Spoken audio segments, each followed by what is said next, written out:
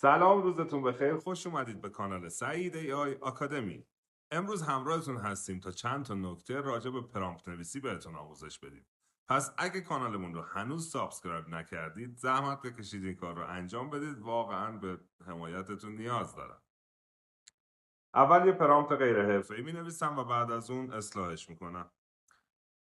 سلام چت جی پی تی، به نظرت چه شغلی برای دوست من مناسبه؟ اشتباه تایپی هم داشت.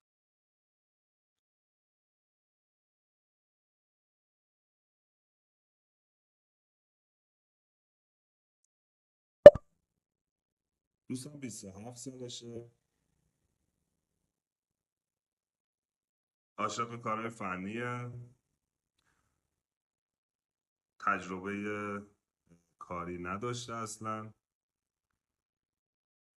لیسانس، آدمیه که کار تیمی رو ترجیح میده، توی شهر یزد زندگی میکنه. منتظر جوابش هست.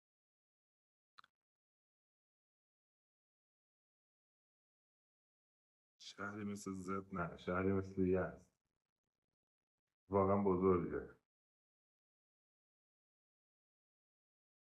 شغلایی که پیشنهاد داده نصاب دوربین، پنل‌های خورشیدی در اتومات، تکنیسیان برق یا الکترونیک، مونتاژ و نصب کابینت یا دکوراسیون داخلی، اپراتور دستگاه CNC یا پرینتر، آموزش فنی تو یوتیوب یا اینستاگرام.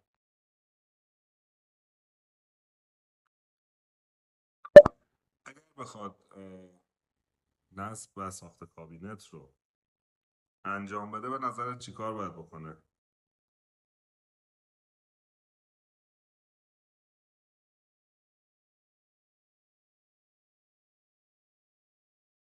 چقدر تمیز راهنمایی می‌کنه. خیلی از کابینت سازا اصلا کار با کامپیوتر رو دوست ندارن، تا قدم دوم رو یادگیری طراحی با نرم افزارهای اسکچاپ یا کابینت ویژن توصیه کرده.